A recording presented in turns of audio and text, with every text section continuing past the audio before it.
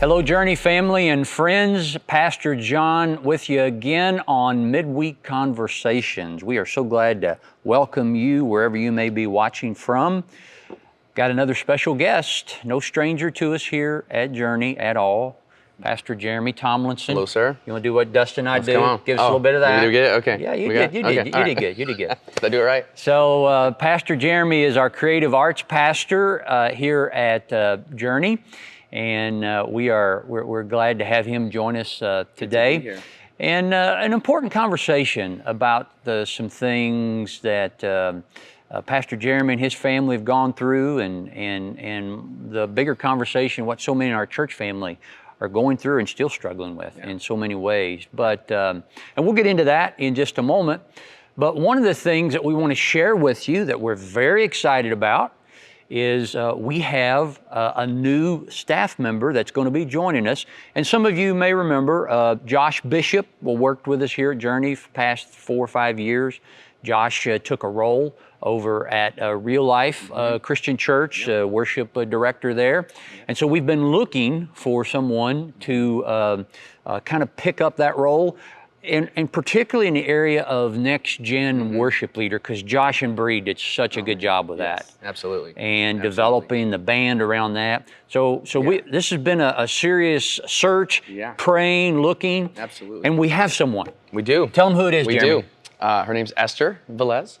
And we are so thankful and grateful that God has connected us, her and this church, and just look forward to her jumping in and leading.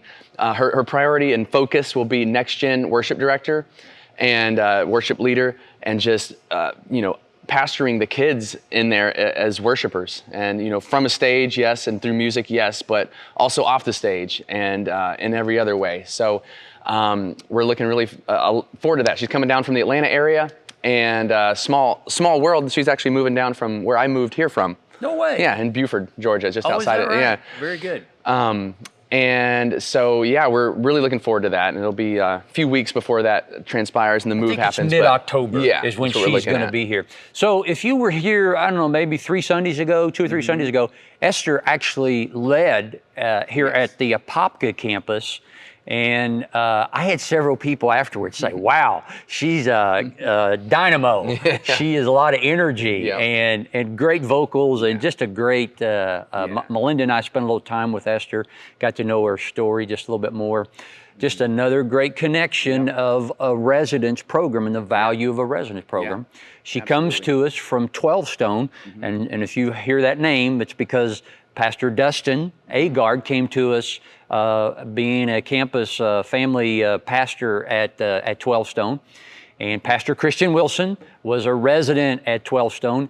Esther has just completed her residency at 12 Stone. That's right. And working on her master's degree, I understand. Yeah, she is. So an accomplished young gal. Absolutely. And very gifted musically and just with worship, and such a heart for students. Yeah. And so we look forward, and Journey has always, from the time that I've ever known about Journey, has really emphasized our student ministry and kids. And we really want to continue that, and she's going to play a huge part in just really being able to come in and just help the kids grow in their lifestyle of worship. And we look forward to it. Yeah, that's going to be awesome. So, Esther, if you see this, we're really excited that you said yes, and you're going to be heading down here to Apopka to join our worship team, and particularly to lead our NextGen ministries. That's going to be really, really exciting. For sure. Pastor Jeremy, let's talk a little bit about some of the things that you, and particularly you and Crystal and your family, and has impacted so many of us. So, and just to give you a little context, so January through June, we're building back. It's I mean, every weekend we share stories how God's at work, baptisms. I mean, it's just been really good. We were even talking about a third Sunday morning service, right? We were talking about it and had a date and all that. Yeah. And then I go away as I normally do in July, and while I'm away the first week out, I hear reports that there's been like a lot of people with COVID, and in particular your family that got hit by COVID, and that was concerning enough. But then it got worse. Yeah. It got much worse. Tell us a little bit about that. Yeah, well, like you said, the first week of July, and I thought, like, I'll just be honest, it felt like, and I think I'm not alone in this at all. It felt like COVID was kind of on its way out. Yeah. You know what I mean? Certainly waning. And I know that's not the case for everybody, but I think for the majority of people, it really felt like COVID was on its way out, or at least being tamed, and certainly not spiking or increasing at a great rate. And so, it was just a shock, to say the least, for it to do what it's been doing the past 2.5 months across really the world, but especially particularly here in Central Florida. Yeah, but especially around here. And so, the beginning of July, we tested positive for COVID, and our family and extended family even. And then from there, we started hearing reports of other pockets all around our church and our community, and like you said, Central Florida. And now it's just rifling, through. So I'm not telling you anything you don't know, but with our family, my immediate family, my wife, I tested positive for COVID, and You tested positive first, and then Crystal? It was like the same time for us. Okay, so you for both me and went. Crystal, yeah. So and you were sick. Yeah, that's what I'm saying. But I felt achy, like flu-like, no stomach. I don't even know if I had fever though. In comparison, it was very mild. But yes, I was sick for probably 3 or 4 days. And I was starting to get better, but Crystal was getting worse. And let me add to this for those that don't know, she was 27 weeks pregnant. Yeah. And so still had about 3 months to go in the pregnancy. Right. And so she was getting worse, and we went in to get checked out on a Sunday night because she felt like the baby wasn't moving as much and wanted to be safe. Crystal couldn't keep anything down, was dehydrated. So we took her in to Winter Park over here. And first of all, I'll say our experience at Advent Health across the board, amazing. And I might even talk more about that. Just incredible network of medical providers there. So, but we went to Winter Park, got baby checked out, got Crystal checked out, more checked out the baby in that moment on a Sunday night, and baby was fine. They gave her IV, kind of replenished her a little bit so she wasn't so dehydrated, and we went home. And it was the next night, Monday night, that she was getting worse and then beginning to have some issues with breathing and still couldn't keep anything down and that kind of thing. So Crystal's brother, Austin, who's our Lake County Worship Leader as well, is a nurse at Advent Health.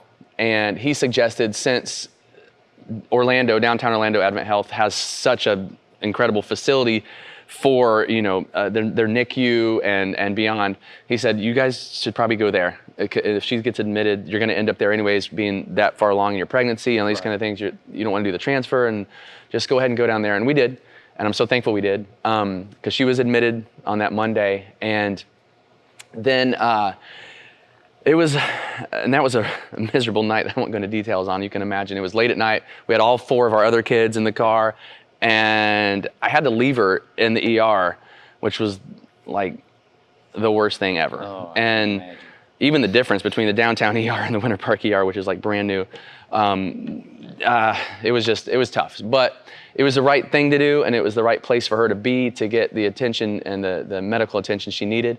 And they admitted her a few hours later, and it was probably 3.5 days of her being in that arena and getting worse still. And let's just give a little context. And so at the same time, Crystal's mother, Sandra, was hospitalized as well. Just like a day or two later. So mom not available. Right. Pastor Randy Green, Crystal's dad, Randy's really sick. Yep. He's dealing with this at home. Yep. Amber. Her sister, Amber and Paul, their family, the Callahans, they're very sick at the same time. Yeah. So all around you, I mean, there's just a lot of family that are just... And that's just to name a few. That would normally be there with you, but they just couldn't be because they're all sick. Exactly. So you got you and these 4 kids that you got to do something and you're either sick or you can't come and help because you don't want to get sick, right? So it's kind of a catch-22 thing there. Right. Along those lines, I gotta say thank you to Andy Green. Yeah, her absolutely. brother came back. They they had come over to visit. Everybody started getting COVID around here, and they're like, we're out. And I don't blame them. I was like, go back home to Colorado. And he drove back himself just to help out with the family. And he came and he took care of our 4 kids for like, I don't even know how many days, a couple weeks worth. I think Andy while I was attending to Austin's other wife, things. Brittany, were a huge help to all the kids. Oh, yeah. Callahan kids. Oh, my goodness, yeah. You know, Tomlinson kids. I mean, just everybody. So Absolutely. Huge shout out to. Oh, my goodness, yeah. I can't to even, those, yeah. I have no words. So they approach you and say, we need to intubate her. We need to put her on a ventilator. Yeah, so once she was admitted and they started to do some of the treatments, you know, that are supposed to help, she still was getting worse. And so it was about 3 to 4 days after she was admitted that Monday that the decision was made to intubate. And, you know, not easy, but she was breathing on her own and that kind of thing, like obviously, but supporting and sustaining and breathing for 2 people is a lot. And that's why we've seen a huge increase in pregnant women. Yeah, exactly. And I'm in the NICU every day. Yeah. And so I talk to them, you know, every day for the past, I think it's 54 days now. And we're seeing a huge increase because it's hard to breathe for 2 people, you know. It's I can't even imagine what it's like to be pregnant in a normal situation, much less, you know, this sick. And so yeah, she was intubated on that Thursday, and it was about that same amount, 3 to 4 days later, that because she still wasn't getting better, her kidneys were starting to malfunction a little bit, and they were talking about temporary dialysis, these kind of things. And so the environment for the baby was getting worse as well. And again, I'm so thankful for the doctors and medical team that helped to wrestle with that decision. And unfortunately, they had learned from some previous cases too, you know, fortunately and unfortunately, if you know what I'm saying. But we decided to deliver the baby that Sunday. Now, let me just stop you there. Yeah. Was that your call? I mean, did it have to be something that you had to decide at that time? No. And to be honest, a lot of those conversations are a blur. Okay. But no, I would say no, it wasn't necessarily my call. Like, hey, do you want to intubate her or not? That wasn't a question posed to me. Have the baby for them to say, we feel like the best chance for her and the baby is for us to deliver the baby by cesarean. Not really. I mean, could I have stepped in and like had a stronger voice saying, no, don't deliver. Okay. Let's wait this out or whatever. But you're just I probably could have, but no, they were pretty adamant about like this needs to happen. We have to do this. And this is what we should do kind of thing. And I'm thankful for it, to be honest. I mean, I know like, you know, there's a lot of wavering views on, you know, this whole pandemic, but I think that was the right call. Absolutely. And if we skip to the end of the story, it was the right call. Yeah, right. But they delivered the baby on that Sunday, the 18th, July 18th. Yeah. And Lily was 3 months early, but man, she's doing so good. And, you know, they warned me so many times. A lot of the NICU nurses, I don't know if it's in their repertoire of things to tell parents in that situation, but they said it's a roller coaster. There's gonna be some ups and some downs. But Lily has like up and like plateaued, up, and only a few little dips here and there of how she's done. She's done so well. Lily Joy. Yep. And she was born literally 3 months early. Yeah. And she was 2.7. She was 2.4, which is 2 pounds 7 ounces. 2 pounds 7 ounces. Yeah. Okay, gotcha. And now what is she up to? Now she's 5'4". How about that? So she's more than doubled her weight. Doing great. In the past. She's still in NICU. She is. Yes. Yeah. So she's and no date on when that might end. No. In fact, they're pretty. And I don't blame them to say like they don't want to say a date because again it's a roller coaster. Yeah. So even though it's looking great, you know, it could dip. But this week, I think it was yesterday or the day before, they gave a hint that it would be like a week or so, which you know is like amazing. The only date they do say is your due date, which for us is October 16th, which, I mean, we still have a long ways to go for that, over a month. Yeah, exactly. But we foresee her coming home way before that, and actually hopefully pretty soon. But yeah, one of the things around that was she came so early is we didn't have a name picked out for her either. And I mean, 3 months early, I mean, I'm sure there's a lot of couples out there that already have a name picked out and, you know, before you're even pregnant kind of thing. That's not how the Tomlinsons roll. we're last minute people. Anyways, with all our kids, our names came like right to the buzzer. And we had, lists, but this being our 5th kid, like, we already used all of the names that we we really wanted between a first name and middle name. Now, years from now, Lily, when you see that, Yeah. 5th kid, yeah. So we didn't have a name. Like, we had obviously tried to come up with a name, like we talk about it and everything. But we didn't have a name picked out at all. And so this did happen so fast and 3 months early. So long story short on that, I had to pick a name. I had to pick something because it was baby Tomlinson, and just kind of referring to her, sometimes, with a baby you refer to her as a it, Right. I was like, no, we don't want this. We need a name. You need a name. When you look at somebody, you need a name. You know what I mean? I could actually see her. And so I had to pick a name out. And we had I think Lily had come about like on a list somewhere down the road, like we had talked about. Her big sister, who's 3, his name is Maylee, so they kind of go together without being too confusing. Yeah, I like that. And really it came though from the words of Jesus, if he dresses the lilies of the field, how much more will he clothe you, and we had just sang a song at a worship night, the week before, called Jireh, and it kind of walks through that passage in a musical form. And so, and it was a line that Crystal sang. And so I was like, Lily, that's gotta be it. It kind of hit me in that moment. And I had help from family too, saying, what about this name? What about this name? And so I decided on Lily, and I felt really good about it, that Crystal would like it. And didn't have a middle name though. And I was like, you know what, I'm gonna wait. So Crystal will probably be awake any day now. I'm really hopeful. At that point, she was still sedated. And I didn't have a middle name, but I was gonna wait so she could have some real-time input on it, but the birth certificate department was like, hey, state of Florida, 5 days, kind of need a name, or you can not have a name, and then you can do a change order later and present him. So I was like, okay, I'll do that, and we'll do the change thing later. And so as we walked through that, I was like, you know what? If we're gonna change it to add a name, or if she doesn't like it, we have to change it either way. So I'm just gonna pick one, and then if she likes it, then we don't even have to do the change thing. So, joy came about because she's brought so much joy in such a difficult season. Exactly. Dark season. Yeah. So it made sense. And Lily Joy, Lilyjoy, just kind of everything about it kind of felt good to me. And so, Lily Joy. One of the things that you've learned so much throughout this process, but what people have to deal with when they're intubated, there's the sedation part. Yeah. But then you learn about the paralytics. Yeah. So there's paralytic drugs. Yeah. So, literally, Crystal, along with several people that we know that are on ventilators, they're literally paralyzed medically. Yeah.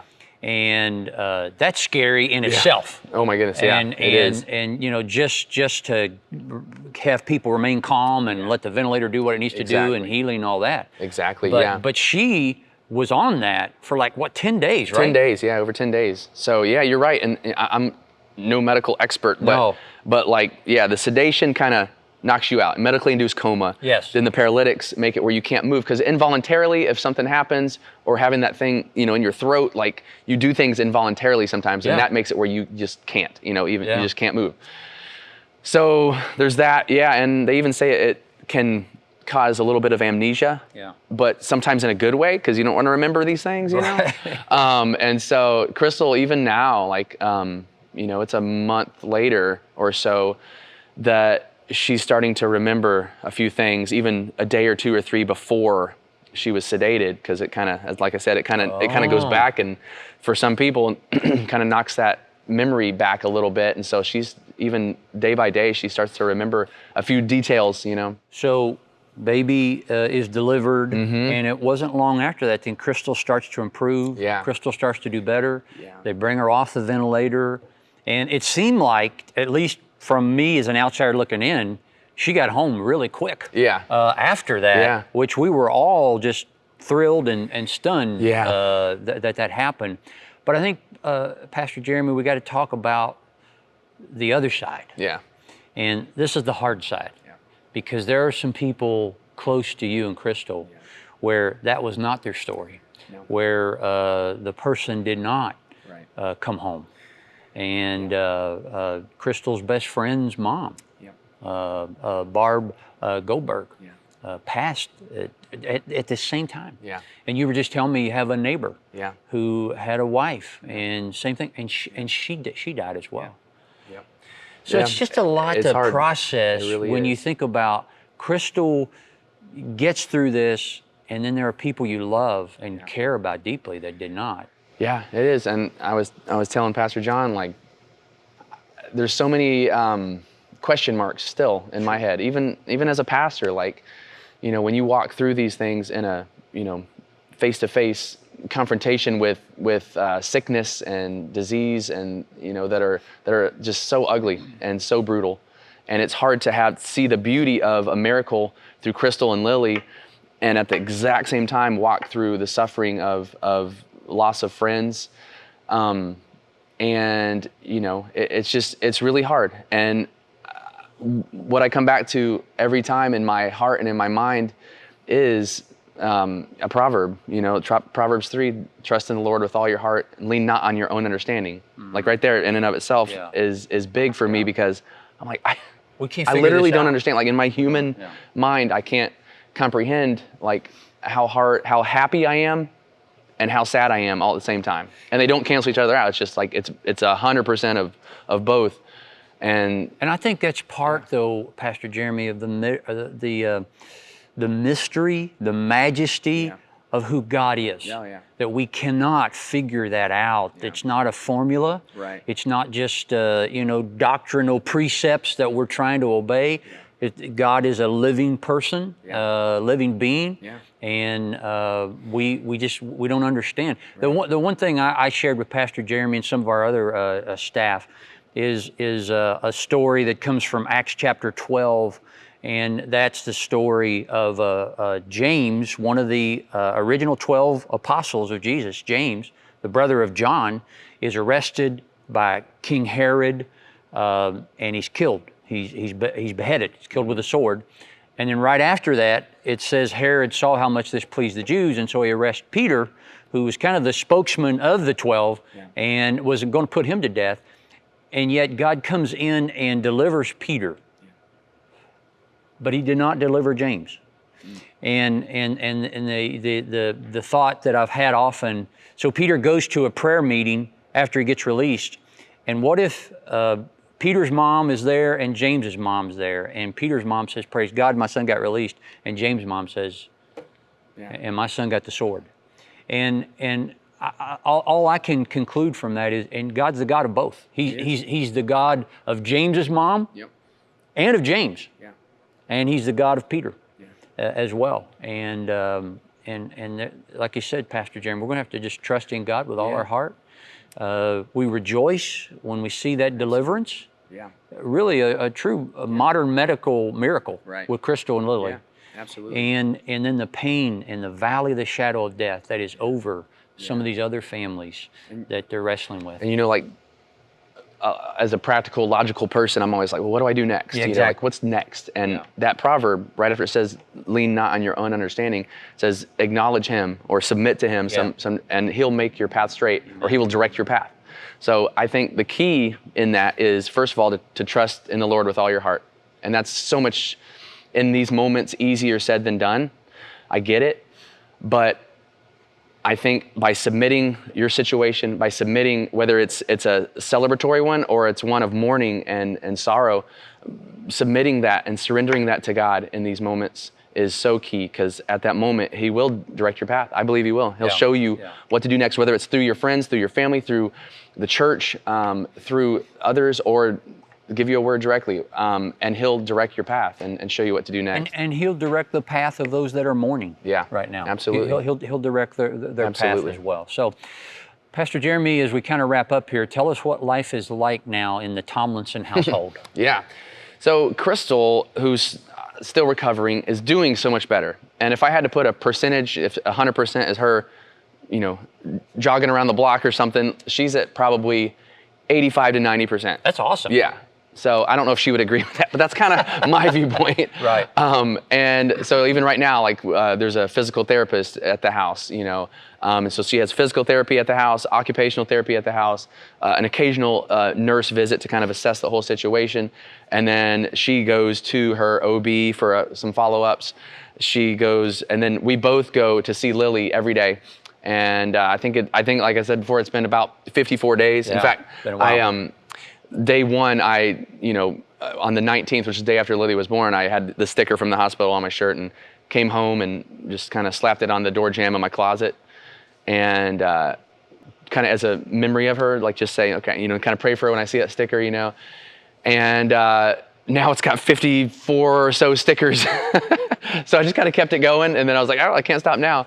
And so, it's just kind of a little reminder of that. But yeah, we go every day to see Lily. In fact, right now, with the rules around COVID and visitation, we're the only ones that can go. And with Crystal not being able to drive, like we both have to go in order to see her every day. So we need to post the link. Pastor Jeremy early on posted a video of himself singing to Lily and the old Frankie Valli song. You're just too good to be true. Yeah. Man, that teared me up, brother. I was watching that, and you did such a great job on that. Maybe you can see that link right now where you can go and you can watch that. It's on your Facebook page, right? Yeah, it is. It was just beautiful, and so the lyrics were so appropriate. Yeah, it was a sweet moment, and music's a huge part of us and our family. We want that to be huge for Lily too. So what a I had great to sing to her. story this little girl's going to have. Oh man! As she grows up and learns all about this. And as your kids and all this generation, particularly children, look back on this period of time, like, oh my gosh, what did we go through? Right. And most of all, we pray we'll see the faithfulness of God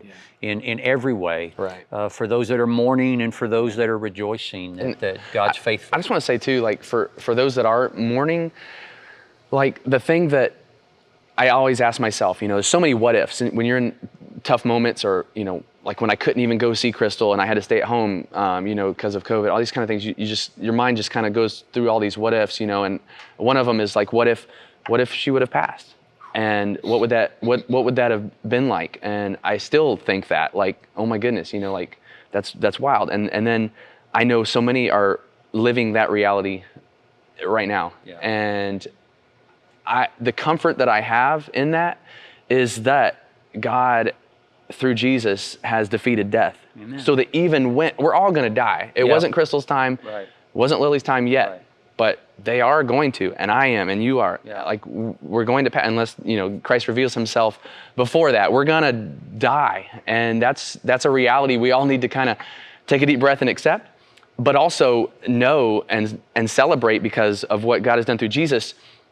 We don't have to, we can feel bad for ourselves when we miss a loved one. We don't have to feel bad for them. They're living their best life. They're continuing their life, and I think that's amazing. And the best part and the greatest hope that we have as Christ followers, as Christians, is that even in death, it's not the end. Amen. And so that's pretty cool. Jesus has the last word. Absolutely. Amen to that. Absolutely. Well, Pastor Jeremy, I know that you're still running back and forth to the hospital. You still have 4 children. And what's your oldest? I mean, Jackson's 10. Ben's 8. Yep. Nolan's 5. Maylee's 3. Lily's a month or 2. Yeah. So, I mean, you got your hands full, brother.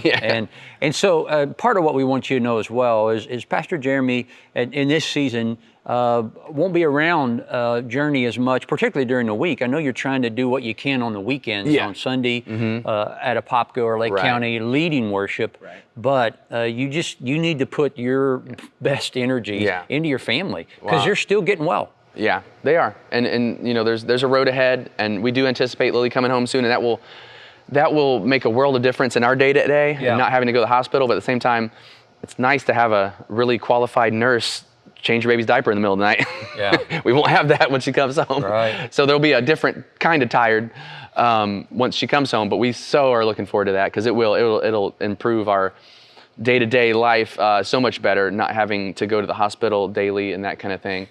But yeah, I want to say too, like, so thankful to the church and to Pastor John, Pastor Dustin, Pastor Roddy, and just the whole leadership team of just pouring into us and allowing me a huge amount of bandwidth to take care of my family. I mean, I know there's not every place would allow an employee or a person to do that, and so I'm just eternally grateful for that, being able to really focus on my family. And so thank you so much. I think at times like that, Jeremy, we learn it's a team. Yeah. And we talk about that, and you hear different workplaces talk about a team. Yeah. But I really believe that at Journey, that there's a team. And so, hey, what can we do? What can we do to help out Jeremy? What can we do to cover responsibilities?